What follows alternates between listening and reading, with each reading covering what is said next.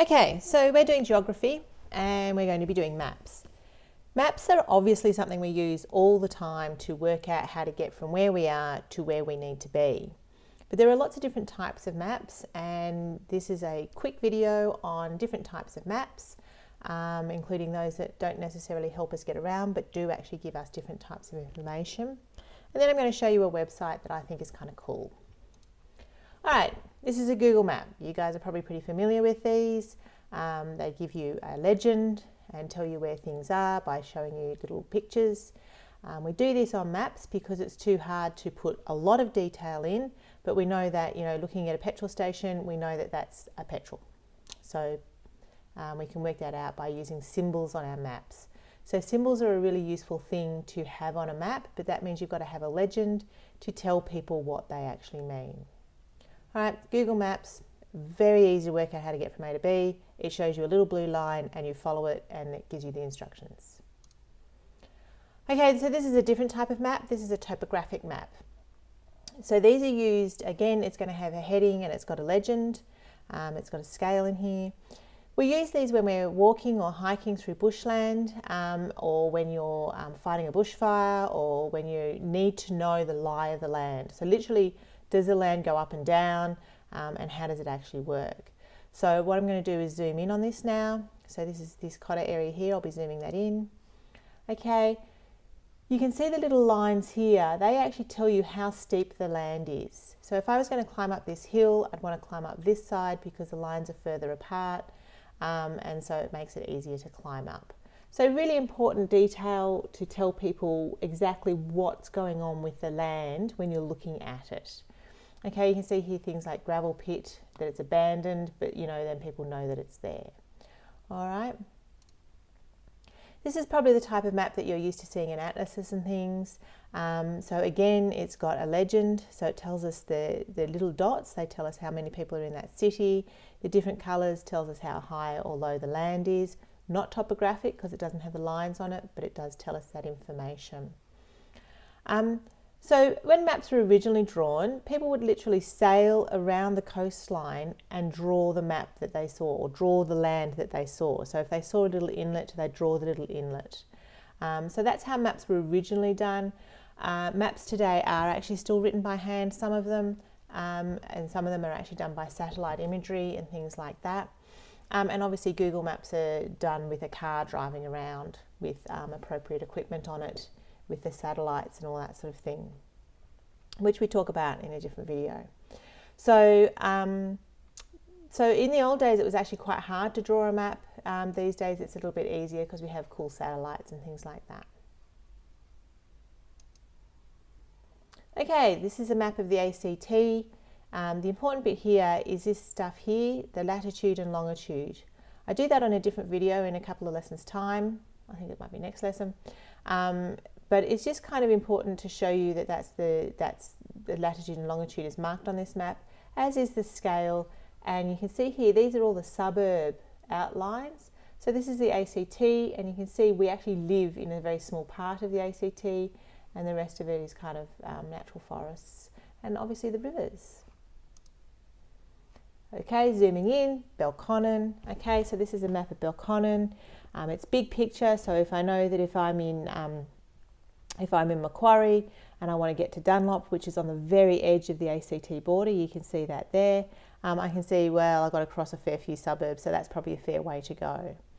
Down here we've got a scale, so I could actually measure that scale and I could actually put it across there and work out exactly how many kilometres that is. Okay, this is a different type of map you may not have seen before. Again, it's got a legend, but it's actually a sea map that shows us various fishing zones, and it shows us who owns which part of the ocean. It also shows us some of the mountain ridges that are actually lying on the ocean floor, which is important for things like shipping lanes.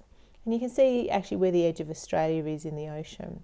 So this is the land, and this is kind of where it pushes out to. So this ocean here belongs to New Caledonia, this ocean here belongs to Australia. These maps are important when we have disputes about who can fish where.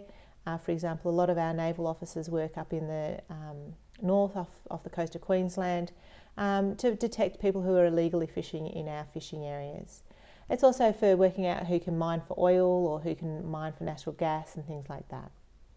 All right, so it's an important map to know what's going on in relation to who owns what resources. All right, this is a little blurry, my apologies for that.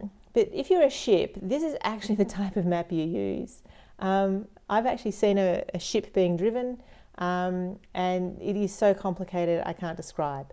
This is just to give you an example of how complicated maps can be and how highly qualified people need to read these to work out exactly what's going on so they can move their ship around. Okay, this is a thematic map. Again, it's not great quality, I apologise for that. We've got a legend again, and it tells us the different types of vegetation across Australia. So as you'd expect here, there's not a lot of vegetation, and then around here there's a lot more vegetation. And so that's a thematic map. It's telling us things in relation to where they are on the map by theme. So we could do it with animals as well. We could do it with a whole range of different things. So this is a map that's not telling us how to get around, but it's giving us different types of information. Again, this is a map that doesn't really tell us how to get around because we're not in the stars yet, but it is actually an interesting map to tell us where the stars are and what they are in relative to each other. So here you can see they've taken a photo of the sky, and then they've actually mapped out the stars, the actual stars themselves, and then they've actually got a legend up here telling us how big those various stars are. All right, so it's a little bit like the circles that we had with the population map of the cities. So you can see how we use similar mechanisms in maps to relay the type of information. Okay, this is a chloropleth map. This is again about giving us information, not about direction. This is from the COVID, obviously, and the infection rates. The darker the colour, the more infections. So I can see quite quickly, using a chloropleth map, where the highest rates of infection are, or that have been reported. Okay, so it's not about getting around, it's about giving information. Bubble map, same information, just delivered in a different way. So the size of the bubble again tells us some information about how many cases have been reported there. All right, so different types of maps that we can use. Now I'm going to show you a website. Okay, so this is Geoscience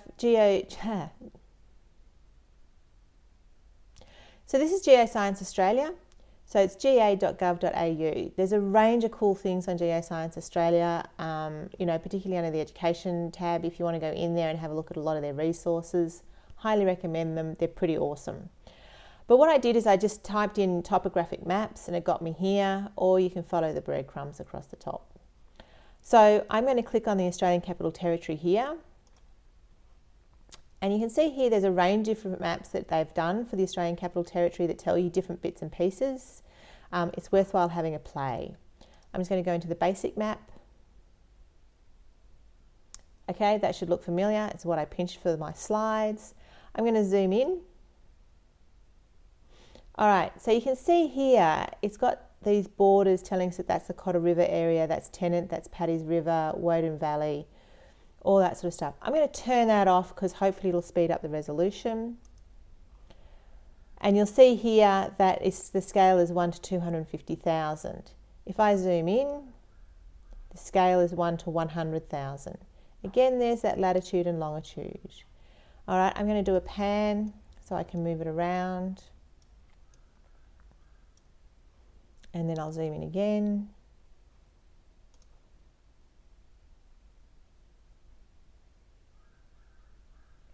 Okay, it's struggling with the road labels, so we might deselect that as well, and hopefully it'll get a bit quicker. That's quicker. All right, and you can see I'm just zooming in. Now this is from the 20th, this is from the January this year, and it's the aerial photography of Canberra.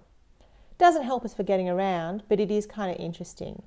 I know that Google does this as well. However, I do find that Geoscience Australia does some other interesting overlays, as you saw at the other side, on the other page. So it's worthwhile having a play. So I hope this has been useful to see that maps aren't just about how we get around, although they are a lot of the time, but there are different maps, and there are maps that give us information versus direction. All right, I hope you found this useful.